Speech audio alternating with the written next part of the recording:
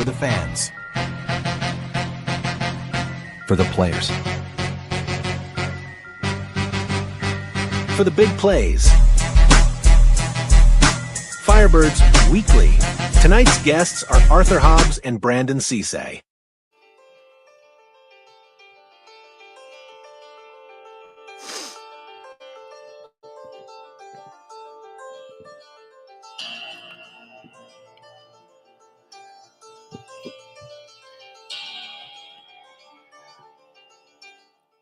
Welcome to the Nest, Firebirds Weekly, on a Tuesday night here at the Clock Tower Hotel in Latham, New York.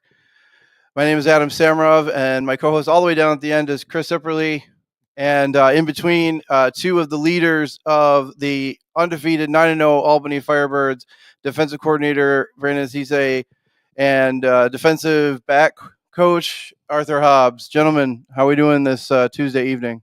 Oh, man, we doing good. We doing good, man. Thanks for having us, man. Glad to be here, baby. Yeah. So, really quick, we'll get into some of the recap from last Saturday's big win over the Tritons. And, just talk about that game and, being able to come out on the other end of it, still unbeaten. Oh, yeah, man, for sure. You know what? Just dialing it up as usual, man, taking everything one game at a time. Just want to be 1-0. At the end of the day, the guys got to go out there and they got to execute. But before they do that, you got to have great leadership. And we haven't. I guess we could say we have that right now. We're not satisfied. We haven't done enough. And like I say, man, this is I'm nothing without my brother and my in retrospect, this is how we roll. So just us putting it together and give it to the guys, and as far as having knowledge and details and being cerebral about everything we're trying to do on that particular week, it's always great. So I'm fortunate, very fortunate to have this brother with me, man. We battled together literally on the field, and now we're doing it as coaches. This is what it's all about at the end of the day, Never leave a game, your position just changes. And we were able to give back to these guys and show them, championship caliber coaching, because we just passing it down. That's all you can do. A lot of people want to keep all the game to themselves, but for us, it's very genuine. We love it, man. We stay passionate about it, man. We get fired up about it because it's so precious to us. So us giving it back, it plays major. We'll applaud that, definitely. I love the sentiment. Coach Sesay, you are a part of the two-time club. This is your second time now on the Nest. But Coach sure. Hobbs, thanks for having me again. Yes, sir. But Coach Hobbs, this is your inaugural run on our show. Absolutely. And as we've been doing for the last bunch of months, we've been talking to new guys and new people around. And so we want to talk to you, get your kind of story, your football life story, and your way here to Albany. Started out in California from California guy. Went to Grossmont College. Never. Tell me a little bit about that. Not familiar with that. Not one that I've heard of before. Got you. So yeah, Grossmont College is a junior college in Southern California. If you know anything about JUCO, is what we call it. It's tough, man. It's like Last Chance U is kind of that kind of idea, right? 1,000%. Yeah. You got a bunch of talent, a bunch of talented guys that have opportunities to go other places, and for one reason or another, it just didn't work out, and they find themselves at JUCO. But with that being said, JUCO is a great tool for guys who don't know about, finding other ways to be able to get into that university that they want to get into. And a lot of times the guys are held back by grades, and they don't know that you can go to JUCO for 2 years and, get that AA degree and then be able to transfer. So JUCO for me, man, was a blessing. Well, before that, talk about your football life, growing up. I mean, did you play from when you were 5? I mean, we've had, guys in here that have been playing since they could walk, and we've had other guys that didn't play until they were, 7th or 8th grade. Yes, what's your story in terms of your football life? Yes, sir. Good question. I think me personally, I was a late bloomer. Man, my family didn't have the finances to put me in Pop Warner at the age of 5 and 6 and 7, like a bunch of my counterparts. So my first year of playing, collegiate sports was in high school. So football was very new to me. I had, been to many practices and looked on the outside of the fence, just not on the inside. So I was a late bloomer for sure. But I think with me taking the long route, what helped me out, which a bunch of my friends didn't get to go through, was having less injuries. Mm-hmm. A lot of times when we're playing tackle football from the age of 5. At that age, we're not being told and taught properly how to tackle, so we're just out there running like chickens with our heads cut off. Yeah, just running into people. Yes, sir. If you've ever watched like a middle school football game, yeah, that's basically what it And is. people, that has to change. We got to get better with that. Yes, sir. For sure, please. Oh, is it one of those things, and again, we've had guys, that, I think it might have been Josh Zacher, I think, was saying that he didn't start playing, right away. And the coach was coming, always going, hey, you're a big guy. We want you to be a part of it. How did they get you to play football? Was it a thing where you loved the game and just were like, what, why, let me get into it? Or was it a coach that kind of saying, hey, we see you're like super talented, athletic, get into it? I got you, brother. 2 words for you: all sisters. Aha. The only Okay. boy in the family, and beginnings. right, yes, sir, yes, sir. No, man, I'm the only boy in the family, and when that happens, just 9 out of 10 times, you just always want to be hanging around your guy friends. And at that age, all my guy friends were playing sports. If their family had the finances to be able to make them do that and let them do that. And so just indirectly, I was always around those guys. So even when they're not at practice, we're still playing those sports outside of, their respective teams. So I always wanted to play. Once I got to high school, it became more financially attainable to play because they want everyone to be able to play. So that was when I got my first opportunity. So how did you catch up? How did you go from where you ended up to where you started? It's a good question. I think, I think even though I wasn't playing at the age of 5, 6, 7, like organized, I was still hanging out with those guys all the time. And I mean, we play the same game that they play at practice, and it's kind of hard not to be one of those kids on the block. And I also was one of those kids who hung out with the older guys. I was always the youngest in my group, and I just liked hanging out with the older guys. And usually, when you hang out with guys more advanced than you, then you just become advanced at a faster rate. So I really only needed the 1 year of high school, my freshman year, to be able to catch up, and I really feel like that was the learning curve that I needed. Talk about getting to again, we have so many different stories, guys, going to West Virginia or wherever it is, and Division I schools, and then there's other guys that have taken the JUCO route or the Division 3, 2, whatever route. Talk about your recruitment and trying to make it to the next level at that point once you're getting to be like a junior and senior, going, hey, maybe I can do this. Got you. More than just at high school. I got you. So junior college, man, the junior college team that I played on going into my sophomore year, we were preseason ranked the number 1 team in the nation. And that was just because we had so many Division I commitments on the team. Mm-hmm. And I would have been one had I not gotten in trouble. So kids, don't get in trouble. So, yeah, man, once I realized I wasn't going to be able to get into a Division I school because of my academics, I was blessed, humbly speaking, to have a bunch of Division IIs offer me scholarships. Mm-hmm. A lot of people don't know that Division IIs don't give full ride scholarships, but the Division II school that I went to, they kind of turned it into one, made me feel right at home. And yeah, man, I went way out to a school in Nebraska where I knew nobody but one person, and I kind of isolated myself, and I kind of told myself that this was the only way that I was going to be able to get to where I wanted to be. So you basically hit the Bucks. So you basically hit the Bucks. Yes, sir. Yes, sir. That's what I'm going to do. Yes, sir. It's going to be. Yep. But I think that's a great message too, because you get these kids, and I'm teaching 8th grade right now, and it's like you see these kids, and it's like maybe they're really talented athletes, but school is like whatever, like who gives a crap, and you try to tell them like it's going to matter really fast. Yes, sir. And so maybe seeing somebody that's like, hey, I was that way where I didn't care about my grades, like whatever, I wasn't very good in school. And then when you have the opportunity to turn into something later, you're like, hey, I better hit the books, man. I got to get it done in the classroom too. So I think that's a great message to have for younger kids, that middle school age, high school age kids. Yes, Environment's everything too. You know what I mean? Of course. No, for sure, man. And I literally took the term student athlete and I turned it backwards for the first half of my life. I was an athlete student. School was secondary to me, but once I went to Nebraska and I kind of isolated myself, I turned that term around and I became a student athlete. And I realized that once I applied myself, school actually wasn't that tough. Tell me about that. Like going to, from Southern California to the middle of, they call it the flyover states for a reason, kind of the middle of nowhere, in Nebraska. What was that decision like of, hey, I just want to leave and go 1,500 miles away to play football and go to school and, try to get a degree and maybe keep going with this football thing? So for me, it was kind of easy. I wanted to go somewhere where it was the polar opposite of where I was coming from. I'm an inner city kid, the rural parts of San Diego. So just it, life for me growing up was a little different than probably a lot of people are used to.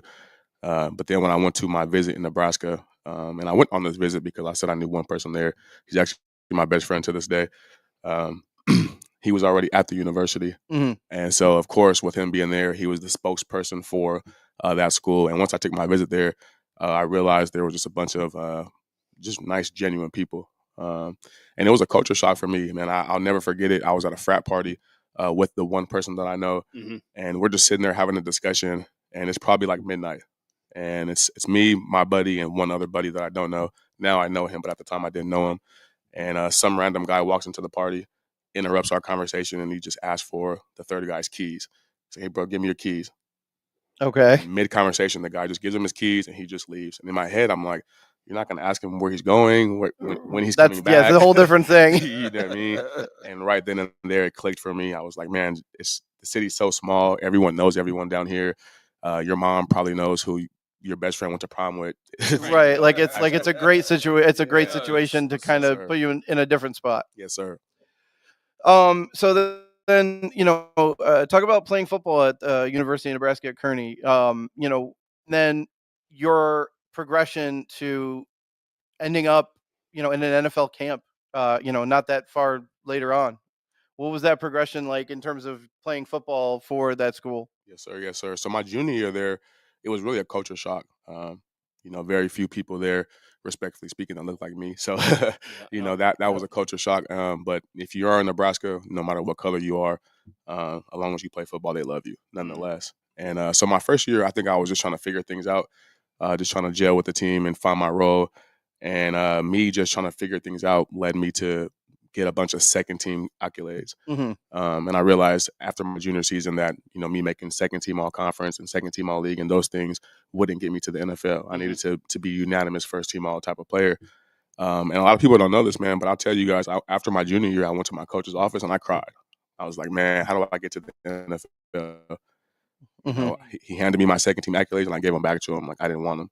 And he told me, he said, man, for your senior year, you have to make it look so obvious that you don't belong here at the Division II level. That's scummy, man. That's scummy. He threw the, I want these awards. I gotta get some. That. So going to your coach for advice, did they have some alumni that ultimately ended up in the league? You know what? Or did he coach? I should say. Anybody went to the league? He didn't have any DBs that were in the league, and he used to always preach to me that I was, the first of his kind. In Nebraska, they kind of recruited from the Midwest and those areas from Colorado to Nebraska, those cities, and they didn't really recruit a lot of junior college kids at the time. So I was one of the first of my type. So he didn't have a bunch of guys formerly or previously in the league, but he knew what I needed to do in order to get to the league, which is make it so obvious that I don't belong at the Division It can't be level. forgotten. Yeah. Well, that's the thing too. I mean, obviously, it's easy if you go to Division I, it's like, oh, they know that the University of Texas or Notre Dame or whatever. But then you look at some guys like Pierre Garcon, played in Washington, was a star guy in Division III. Started in the Empire 8, actually started up here, then ended up going to somewhere else, and I'm blanking. Mount Union, the powerhouse, and turned it into obviously a stellar NFL career.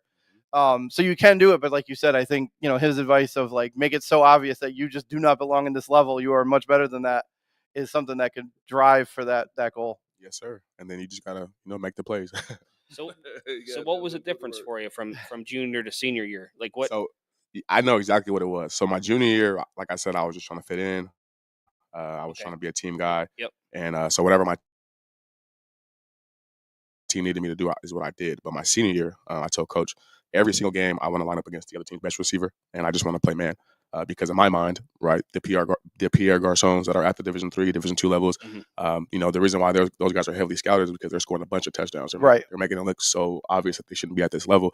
But the guy that's guarding them, if I can go be that guy to shut that guy down, then I know that makes me look a lot better. 100%. It's way harder to grade a DB on zone than it is man. Yes, sir. Yes, sir. So I literally played man 90% of my senior career. I guarded the other team's best player every single game. Our offense put up a bunch of points, and that's literally how I got to the NFL. So tell me, about that time between the end of your senior year and then the draft and waiting for that opportunity. You go undrafted, but then you sign with the Chargers. Tell me about that time period of like getting ready. I'm assuming you did a pro day, that kind of stuff. Talk about just getting ready for that opportunity to go into the NFL. Yeah, so for me, it was kind of interesting. I didn't have the traditional route of hiring the super expensive trainer that gets you ready for the pro day.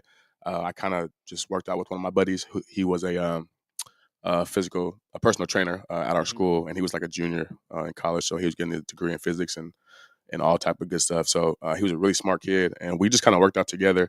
I ended up hiring a strength and conditioning coach the month before my pro day, not knowing where I would do my pro day, just to add in a little bit of extra focus for myself. Mm-hmm. And then one day I went to my coach's office and I asked him how many scouts we were going to have at my pro day in Nebraska. We had one other guy. He was a lineman, a 6'6", 330-pound lineman. Can't teach that. You can't teach size. So he was going to go to the NFL regardless. But with that being said, we only had about 2 or 3 scouts that were on paper that were going to come to our Division II pro day in Nebraska. Mm-hmm. So then my coach said, well, let's call San Diego State. Okay. That year they had about 28 NFL scouts attend their pro day. They had a bunch of guys drafted. And for guys that don't know, the pro day rule is you can either go to a pro day in the state in which your university participates, or in your hometown where you're from. Oh, okay. So the fact that I you're did from... not know that, man. So you just educated probably a lot not people. Yeah, no, I didn't know that either. Know that. I thought you had to be, wherever your tuition bill came from was where you had to do it. Exactly. No, the hometown thing is a real thing. And I was in my coach's office. I watched him make the phone call down to the San Diego State's head coach. And he said, hey, man, I got a first-team All-American DB up here. He's from San Diego. He wants to attend your pro day. And he asked what my name was. He told them. And they let me come down. And I was the only non-San Diego State player at the San Diego State pro day, which was really humbling. But to have that opportunity, it's one of those things that's almost kind of like the fork in the road. Like, that guy could have been like, well, we've got 20 guys. Like, what, there's no room for you. What do you know? But then to have that coach, realize, hey, there's a kid here that's a local kid to San Diego, wants a chance. Let's give him a chance. So, it's the kind of that fork in the road of all the different parts of your, career. Well, I think that speaks volumes too, because I think sometimes the good coaches always want to help the players, right? Yeah. The bad coaches don't. So, it's always nice to see when that's reciprocated. Yeah, it needs to stop too. Y'all got to stop doing that, coaches. Stop doing that. Yeah, he could have easily said he For could have easily said no. I guess out of fear of me overshadowing some of his players there. Yeah. But now they were open in arms. I definitely had to do a bunch of the drills last outside of the team, but man, just to be there. And like I said, there was 28 scouts in attendance. So, I mean, what better of a job interview to be than in that spot? So absolutely. So the draft comes around, you go undrafted. What is it between the draft and, getting signed, a couple of weeks later? What happened in between there in terms of, do you have an agent? Are they kind of working the phones, or how does that go for you between the draft and then getting signed? Yeah, so I definitely had an agent, and the agent that I had, he was out of LA, and he actually reached out to me week 4 or 5 of my senior season. So hope he doesn't get in trouble. But yeah, I think he's good. Never mind. Don't ignore ignore crazy. Allegedly, just ignore us. Yeah. No, but he's a guy I ended up signing with, really good dude. And we actually thought because of my pro day, me running 4.4 at my pro day, that I was going to get drafted. Mm-hmm. So I thought I was going to go 6th or 7th round. And did that time surprise you, or you knew you had it in you? No, I think that if I was at any other school, any Division I school, even if it had a AA attached to it, with the numbers that I had in college, I would have got drafted. Yeah. But just because I was at the Division II level, there's always that conversation and nuance of competition, right? So me going to the San Diego State Pro Day running a 4.4 just really helped my case out, because then it's like, okay, we turn the film on, he can make the plays, and obviously he's the speed that we think he is. So yeah, going undrafted, it sucked. Obviously, it's a big dream for anybody that wants to make it to the NFL to hear their name called. Mm-hmm. It's just a special feeling that I know a few people that have had the opportunity to experience that. So unfortunately, I didn't get that part, but just getting the call from the hometown team, it was surreal. It was a surreal Big, feeling. major. Oh, right. Hold on. That's major. Hold on. I forgot they were still San Diego when you guys signed. You guys signed. They're not San Diego anymore. They're not. So, Oh, yeah, that's right. LA. They moved, yeah. so do you remember who called you? I do not remember who gave me the initial call, but I thought it was a prank. I can tell you that. I was actually driving back. I was driving back from Nebraska to Pasadena with one of my good buddies. We had just took finals, school was over, and I was like, man, if I don't get a call by next week, I'm going home. I'm getting in the car and I'm going home. He's like, I'm going with you. I was like, all right, bet. So we just drive and we're on the freeway. I get the phone call, and he said, hey, such and such from the Chargers. We want to bring you into camp. I already spoke with your agent, and I'm like, who is this? Stop playing. Who the hell are you? Real talk. We're trying to make a way. All Yeah, right. you know what I mean? And not that I didn't think I should was deserving of the call. Yeah, of but course. 3 days had went by. And you weren't. You just weren't sure. That felt like an eternity because especially with undrafted free agents, they seem to be gobbled up. It seems like immediately, like On the almost first day. before the draft's even over. You know, If you're a priority free agent, you go Business to the going day of the on. draft. And then tell me about going into that camp. I mean, just you're now around some of the Antonio. I think Antonio Gates was there, but at that point, Phillip Rivers was quarterback. But back then, just seeing these guys that you watch on Sundays, and now you're in the meeting rooms with them. You're in with them. What is that feeling like when you step into that facility?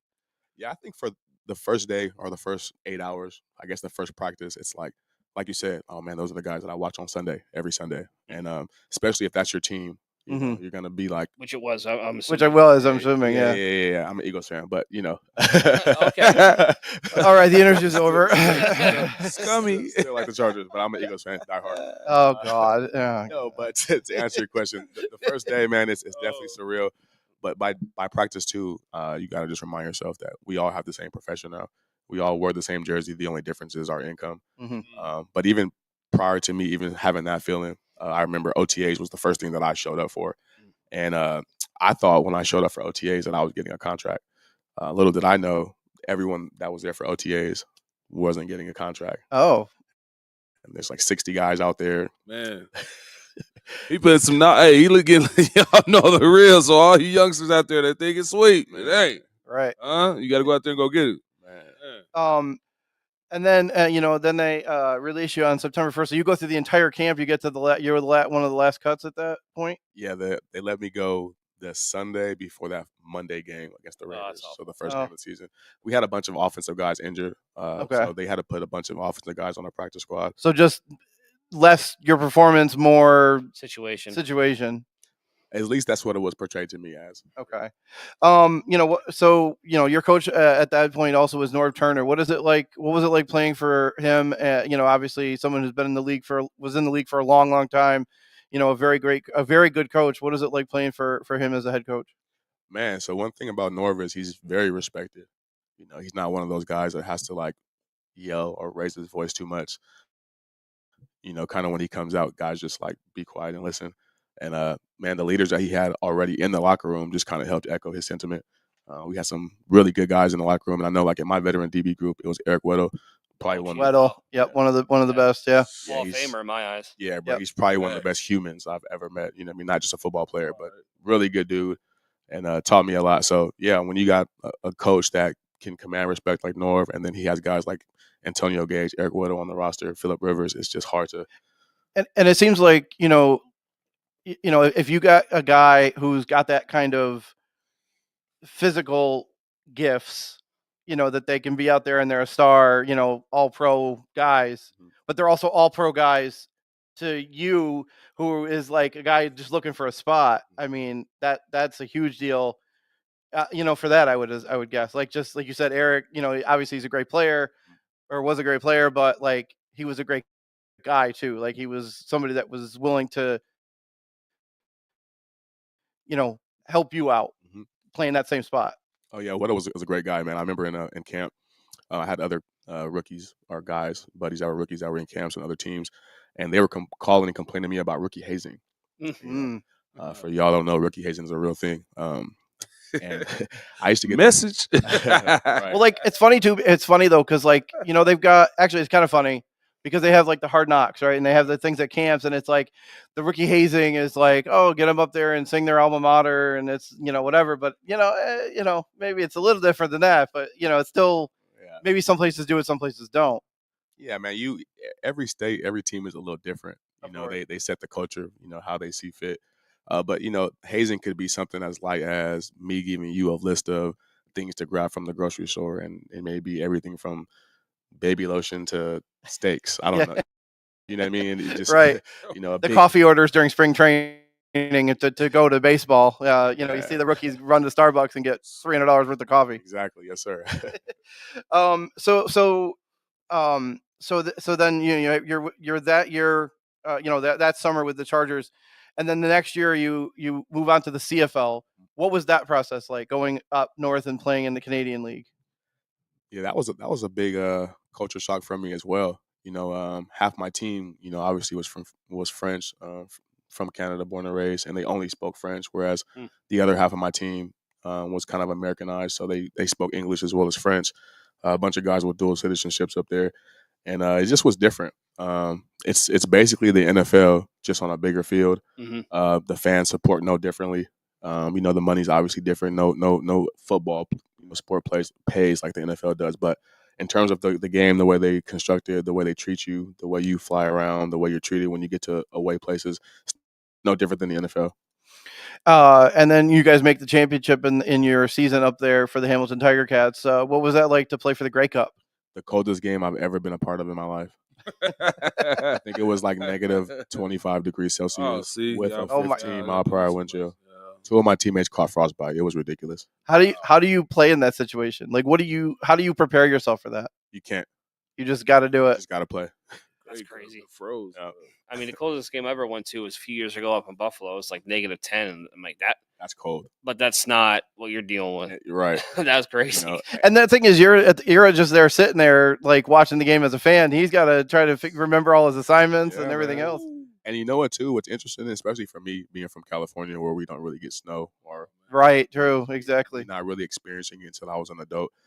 I thought when I went to college in Nebraska, that would prepare me for snow anywhere. But little did I know, not so much. The snow that's in Nebraska is not the same as Minnesota, which is not the same as Canada, which is not the same as New York. So snow is built differently in different places.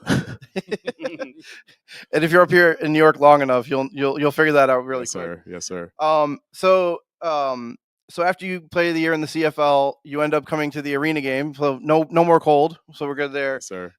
Signing with the Predators. Talk about the transition from the outdoor game to the indoor game. This is a question I've asked many of you guys these guys that have sat here. What was the transition like to go from outdoors to indoors? So I knew nothing about the Arena Football League until I had a conversation with the first arena coach, which was that year that I played the league. But after having a conversation with Coach Keefe, I realized I was going to come down to Orlando, and they immediately, obviously I played DB, but they put me as a DB that guards the motion receiver. Well, my first year in Canada, I played as the DB that guarded the motion receiver. So to me, the transition was very, very similar to what I did in Canada. The only thing difference was the field was a little smaller. So I have seen plenty of DBs obviously not come from Canada and then have to guard a receiver moving in motion, and the concept to them is very different. But for me, it's foreign. But for me, I was just doing it for 2 years in Canada, so it was kind of easier. What was the hardest part of that transition to go to the indoor game with different rules, different? Obviously, the field is half the size. Well, more than half the size going from Canada. Excuse me. What was the hardest transition for you in terms of your play, like on the field? Probably the walls. There being no out of bounds. My whole career, I was a DB that was built upon playing man coverage and not having use that sideline as a second defender. You know what I mean? So then when I came to indoor and I kept hearing you use the sideline as a second defender, I'm like, what second defender? But obviously now I know as a vet what they mean when they say that. But that was probably the most difficult thing for me to grasp. Like, that wall is not an out of bounds, but it is an out of bounds. Right. Just because I'm seeing some of the comments come through. Denise Secor, the mother flocker, says, "Welcome to Albany. It snows until May." Unfortunately, she's right. She is right. I'm going to ask one of the questions too, just because this has been asked a couple different ways. I want to make sure it gets answered. This is for Hobbs. Is there something that you took from one of your coaches and brought it to you in your own coaching career? Like a quote that's A coach. Yeah, but you mean like a quote that a coach has? Or just a way to deal with players, or a way to work with Yeah, your guys, as a coach did maybe for you at 1000%. one of your other stops that you've been on. Yeah, 1000%. And it's actually something that I shared in our first coaches meeting this season, when we all went around the circle and asked to give each other advice. It's something on and off the field. So just look at the glass half full. And that's whether you're coaching or you're at work in your everyday life, you're a regular person or you're an athlete. You got to look at the glass half full, because I think sometimes us as people, we get so caught up in the uncontrollable factors that would turn a situation a little bit more negative than it actually is. So I think if you just have a little bit more attrition and just look at the glass half full, you'll see in a lot of those scenarios that it's not as bad as you think, and it's never usually as good as you think as well. So And you've been in, a bunch of different places. You were in Tampa. You ended up going back to the CFL with the Stampeders, then the Empire, and then Atlantic City, and back to the Empire. Just talk about that journey, that journey of trying to find a spot that you really like. Obviously, coming to Albany and now coming back, Albany must have found a spot for you because you've decided to come back.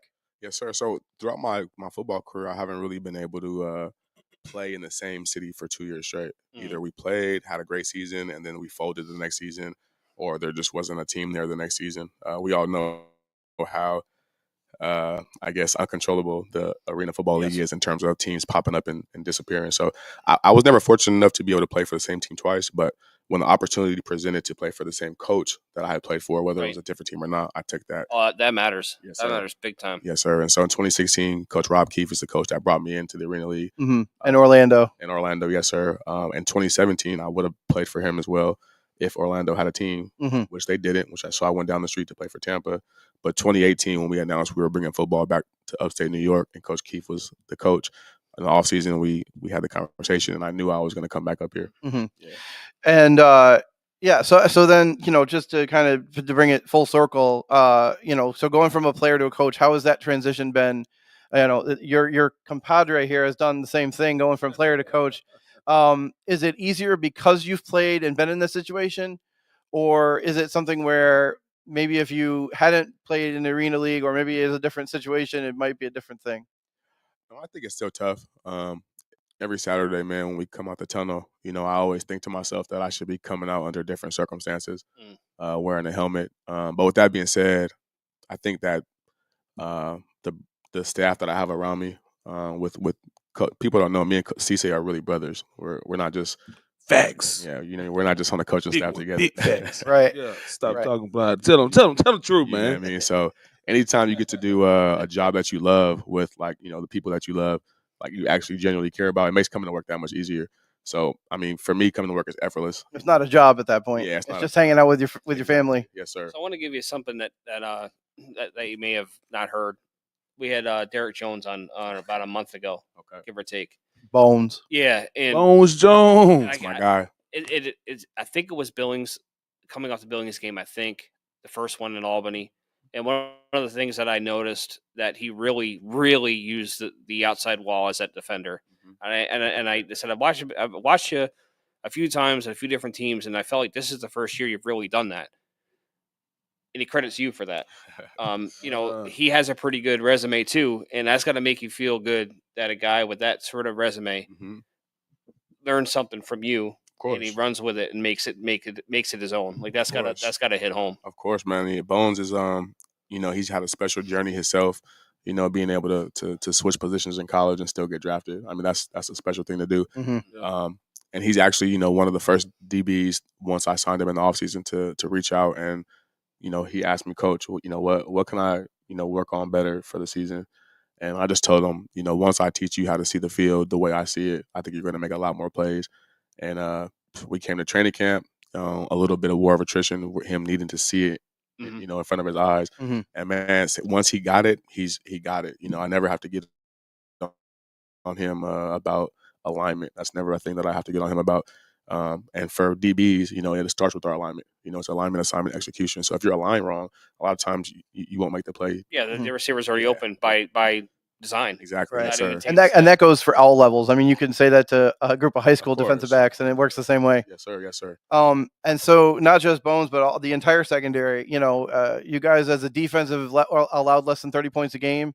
Obviously, in a league where you're meant to score a lot of points, to do that is a big deal, and that obviously is a big part of what you do in the secondary. What has made this group, that secondary group, special for you this year? Well, I think first it starts with the identity of the team. I mean, Coach Sesay does a great job of setting the foundation for what we ask for of our guys, on the whole defensive staff. We're taking pride this year, man, in being able to say we're winning games off the back of our defensive players, because Albany football for the last few years has primarily been an offensive juggernaut. Not to say that our defenses weren't good, but we've just always been really good on offense. So it's different. It's different. Yes, I mean, sir. we've watched, 9 games now. You guys as a team have won every way possible. It Yes, feels sir. like it doesn't, Blowout, Yeah, overtime, it- getting it done when you need to. it doesn't. Yeah. It doesn't feel like one phase has really had to get pulled up by the other phase all that often. Right. Yes, Yes, sir. Or in the same vein, it's not just throwing the name out. It's not Mike Lee making 100 plays and then saving things. It's everybody. Yes, Every sir. single guy makes a play at some point Yes, sir. and does that. And I think just to land that point is for me, because I'm still so freshly removed from the game. Every day I wear my cleats to practice. I'm giving live demonstrations. Yep. You know what I mean? So I'm very active with the guys, and I very much consider myself a player's coach. Here's a question for both of you. How close are you? Because I know you're on the field during defensive plays. You're on the field. Yeah. How close are you to be like, if I just take a couple steps, I'm kind of in the play at this point? Well, at practice, I'll answer first. At Go ahead. practice, whenever we get a turnover, I'm lead blocking for the turnover. Let's go. So Love it. Man, you just get that fire. Obviously, that's why we're here. But yeah, I think I got flagged for that, man. I was got a little bit too close, man. But Oh, that's right. You can't help, that's man. right, I get 'cause fired up. yeah, You that's guys right. know that. I'm just so passionate about it, and like I say, my brother's passionate about it. We love it so much, so it's our due diligence to just be where we need to be at and be just as encouraging and being focused as the guys are on the field. And they're like you say, every game in, game out, these guys come prepared and ready to play, man. And our back end is doing great things, and it's kudos to this young man beside me, man. Been working diligently, and been just a great coach, man. He's been doing his thing, and I know that's been hard for him because he is a great athlete, and he's got some. I know he got some in the tank. You know what I mean, as far as getting that itch, and I just I'm very grateful for him. Well, one thing too, certainly from your defense as a whole, but the secondary definitely punishes guys when they do get that ball. And Absolutely. I mean, his name came up a few minutes ago, but Mike Lee is an absolute hammer. Like that guy, man. Look out for him. Very reckless. we call him crash out. Crash out. For sure.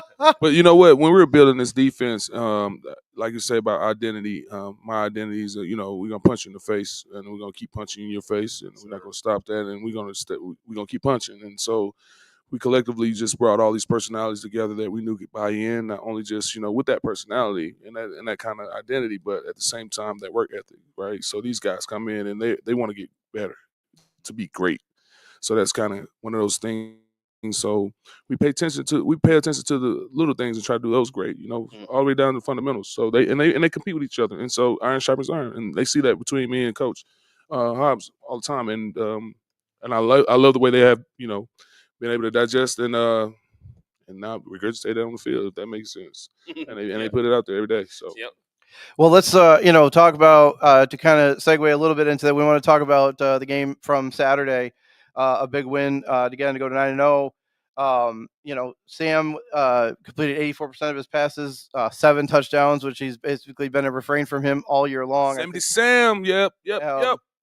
Another big day for Dwayne Brown. We'll get to him in a minute because I think he's an MVP candidate, if not for the fact that he's got the quarterback in his room with him. Yes. Isaiah Scott with another physical TD, and then 2 touchdowns from Darian Townsend, including one where he did the dirty bird into the end zone, which we love that. Yeah. Sure. So, that's all the offensive stuff, but we got defensive guys here. Let's talk about the defense a little bit. The Romantics had a great game. Harold Love and Zeke Rose, our romantics. Man, yeah, they did. They definitely had a great game. They're just getting, man, they compete, like we say, they compete all the time, and they work hard as far as, individual drills. And you guys got to come out and see what's going on behind the scenes as far as preparation. So when these guys get on the field, they play pissed off because they feel as though nobody in this league is working as hard as them. And I kind of respect that, right? So when we're coaching, I'm not going to let anybody out coach me because ain't nobody working hard as us. So that pisses me off too, So I don't take anything for granted. Any opportunity I get, I take it with, and use it with passion, and I really try to. And your team plays like it. Oh yeah, because that's how we roll. We respect everyone, fear no one. But when we feel, like at the same time, like I said, we put out all this hard work, and when we line up, man, it's time to go. One thing that I notice quite often is how low your big guys play. Absolutely, we work at it, man. The leverage is unbelievable. I mean, you just watch, Zeke Rose take a guy for a 10-yard. Is that the one where I was looking at the clip and it's like he takes the center and just obliterates him, and then he's going after the quarterback and he's chasing him down in the middle of the field. Well, I tell you what, like I said again, like Coach Hobbs says, these guys they're buying into what we're telling them, man. They actually, and we're living in a world where these guys can look you up and they can see what you're talking. Like, who is this guy? 100%. Right. So once you clear that, and this goes for all the young coaches coming out and coaches now, you guys got to adapt to what's going on. You can't be in your way. You got to be okay with evolving and understanding what's going on with these kids, man. You got to be able to connect. And one of my things is the deeper the relationship, the harder you can coach a kid. Right, get to know these kids, understand where they come from, man, and then that way you can bond with them, understand their whys. Always remind them of their whys. So when we get in those moments where they feel like they can't do it, you remind them, and be genuine about it. You know what I'm saying? So let's stop doing all this playing, right, coaches? Y'all coaches out there, quit doing all this playing and be for real because they can see right through you. You know what I'm saying? I'm looking at y'all right now. Tighten up, all right? We'll show y'all how to do it. No, you're right because it's the human element, right? Sure. It's not X's and O's, it's Jimmy and Joe's. Come on, man. It's always been that way, man. But I think the Jimmys and Joes have been forgotten. And at one point, me and him were Jimmys and Joes, and we understand that. So as far as being a player's coach, not necessarily saying, hey, we can go out here and play, and yeah, we can. It's about understanding the whole process of being a player and being coached, right? So we know what they are receptive with, and we know how to engage with them as well. But like I say, everything starts with the relationship. And I wanted to talk about a couple of guys specifically. DJ Walden, had a great game, and he's had a bunch of great games in a row. Phenomenal. Down on the line, and he kind of gets forgotten with the romantics with the Harold and Zeke. He kind of gets forgotten a little bit, but he's making every single game. He's making a big play. And then Trevon Shorts with his third interception of the year. He and somebody in the comments mentioned that every time he misses an interception, he does push-ups in the middle of the field.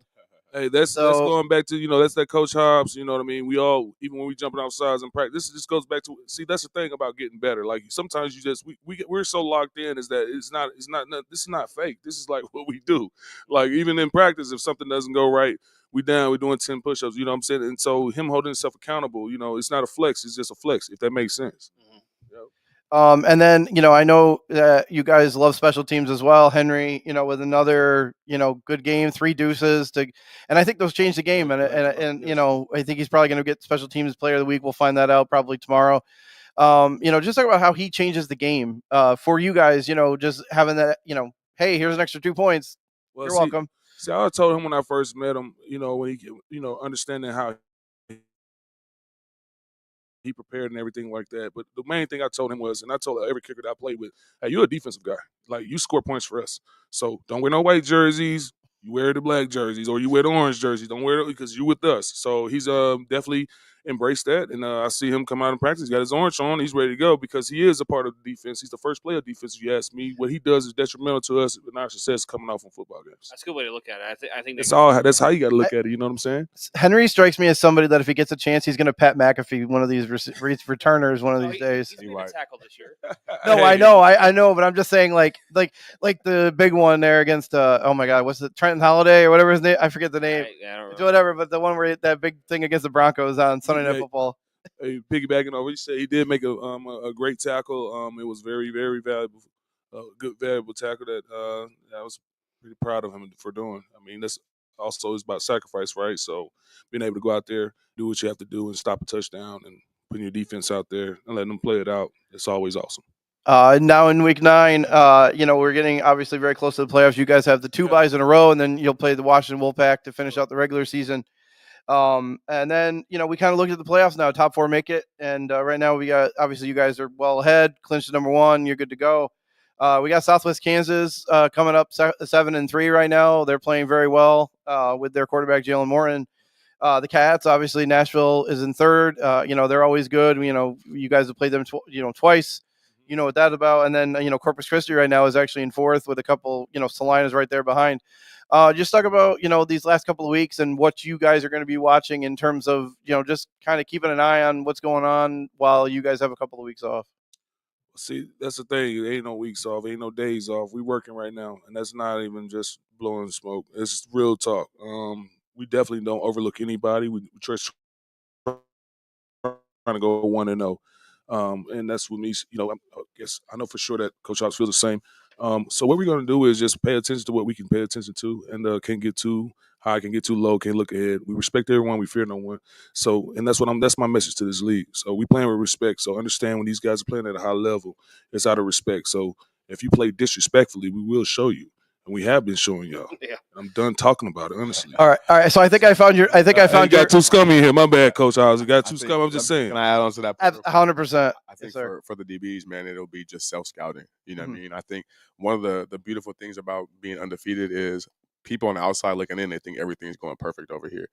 And if that was the case, we wouldn't give up any points on defense, right? We're still giving up points. And so there's still things we can work on and get better at. And that's the beautiful thing about being in a teaching position. Because you have to be able to recognize those things and then be assertive and change them. So I'm just looking forward to taking this 2 weeks for us, like Coach Sesay said, to just stay with our foot on the gas, but just make a bunch of self-corrections. Because at this point, the only team that could beat us is Albany. So when you were just talking there, I think you were looking dead into the camera. I think I found your clip for Instagram, and I don't think I'd want to watch it again because he scares me. Listen, man, we just put so much work in, man. This started in September. All right, this started in September. We didn't win a championship during the season. We won the championship on the off season. We bust our tails. So when you guys line up against us, just understand that it's all a hard work, man. And we got a chip on our shoulders. Yeah, we want to be the greatest. Yeah, we got things to do. We got to work on things. Yeah, we're trying to get better every single day, every single game, in game, whatever we got to do, because we want to get these guys to the next level. And see, one thing about this, and I'm a JUCO kid as well, is that this is kind of like the JUCO to professional sports, professional football, right? So we got guys that have played in the NFL that have fell short, that are here, and they're trying to get back. So we ain't like playing with their time, and they're not playing with ours. So it will behoove you to bring your game when you stepping over here in Albany, man. This is Albany. It's always going to be Albany. You know what I'm saying? We're the Pearl Street Bullies. Believe that.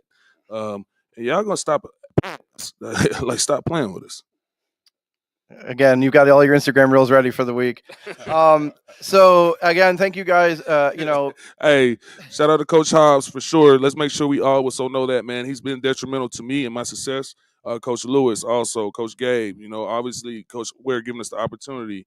Coach Boyd giving us good work for our D line and see how spectacular they're playing.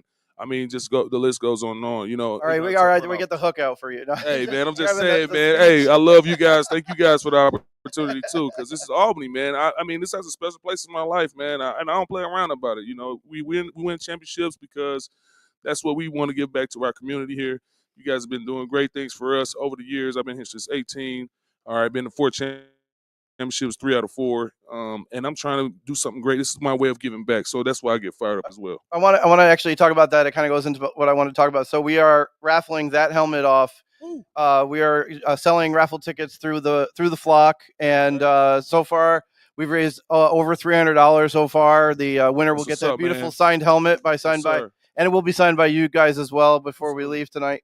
Some greats on there, man. Some greats. Yes, there is. Tickets are available at the June 14th game against Washington. Tickets can also be purchased via Google Form and Venmo. We've got some of that. If you go on our socials at the Nest, you'll see some of those as well. The drawing will be the 21st of June, and we want to thank the flock for helping us out. But the question I have for you guys is, talk about the flock support that you guys have seen as players here, but also, as coaches. I mean, and I'll answer this one first. You jump in. Yeah, go. Yeah, either one is good. Because Coach Hobbs can give you all some more insight too as well. But I'm gonna tell you something. I could just look off the faces of our players. First of all, I mean, and see how grateful they are and how happy they are. But for me, man, this is exactly what I just said before. This is why we go so hard in practice. This is why we do what we do on the field. This is why we play the way we play. It's for you guys and what you guys do for us. And we can't thank you guys enough. I mean, it's very special. I haven't experienced this ever in my career as far as the Flock U and what they do and all the support that we have had as a player or as a coach. I've never experienced that. So just being able to see, how this community is, man, I want to protect it. So that's what defense does, where we defend. So ain't nobody messing with us.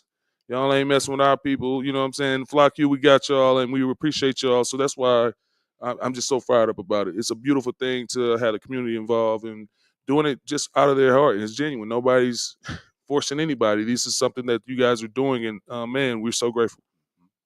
Yeah, I think. Coach Sesay said a lot right there. So I don't really know what more to add. That seems to be something we're fired up in here, man. That's something we're used to at this point. Yes, sir, Coach yes, Sesay sir. saying a lot of things. Just to add a little different perspective. When I came here in 2018, man, I quickly learned that the fans here in Albany, they were loving fans. Like I'm talking about, like if you pop your tire on the side of the freeway, one of these fans will come help you out. Facts.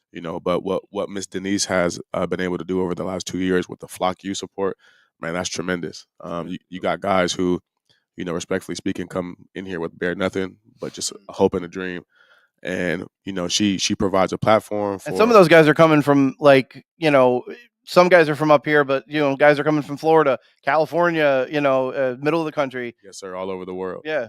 South Africa for Henry, of course. Yes, sir. Yeah, South Africa for sure. Shout out to South Africa. Shout out to South Africa. But like I said, yeah, they come up here, man, with just hopes and a dream. And Miss Denise provides a platform where, I can say I need a toothbrush and I need some mouthwash, or I need, just daily necessities that I may not have when I first get here, and or the money to go buy when I first get here. And there's a fan out there that will select your name out of a hat and be happy to go out there and get those things for you. And it's just, it's a warm feeling because, knowing that someone that doesn't have anything to do with your life can directly impact your life just because they want to be nice. And there's nothing like this in other places. I mean, again, you've played in other places, obviously. Both of you guys sir. have. There's nothing like it. Yes, sir. In other places. Yes, sir. And Miss Denise, she's very involved. She's like a mom of the team, so she's very involved. So she's on. So talk to her. So she's much. on. So We love you so much. We respect what you do for us. Thank you so much. We can't ask for anybody better. So thank you so much for helping the guys out. They definitely love you, and they definitely appreciate you guys and you and the crew. Man, can't say enough thank yous, but we will bring home the championship. All right, that's the main focus, and I think that's a better thank you gesture. That sounds That's so, bring home that title. Yeah, and we ain't playing about getting it. So, right. I have one more question that came from the stream. Important question. Okay. The question is, what is on your socks today? I'm actually wearing just regular Nike socks. I'm always wearing character socks. That's awesome, man. And on the game, on game days. I was like, okay. So what was it for Saturday?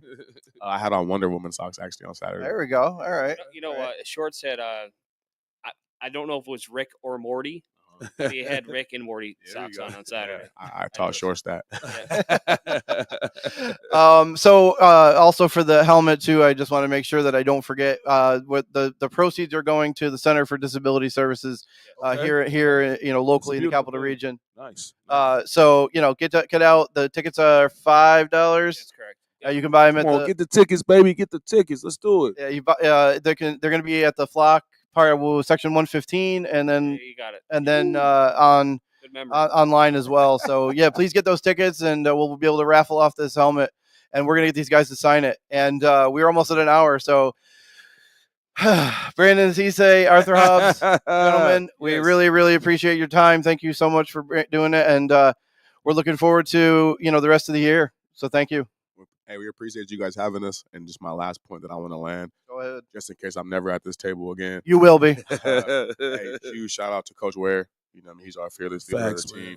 But no, on a serious note, man, he took 2 kids, from where we come from, and he put us in a position to live out our dreams. And he doesn't micromanage us, man. He doesn't stand over our shoulder. Thank you, Coach. He makes us, come and do our job very, very easy. So, Coach Ware, man, I don't know sentimental stuff, but thank you, for real, for putting us in this position, man. So let's just go bring it home. Thank you, Coach Ware. But thank you.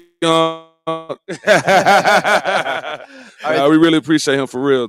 Like we can't say thank you enough. Yeah, for sure. He's the guy for sure. Thank you guys, Excellent, man, for excellent. real. Thank you guys for having us. No problem. We love having you guys on, and again, we'll see you guys next week. And thanks a lot. We'll talk to you later. Shout out to the Nest. Stay live.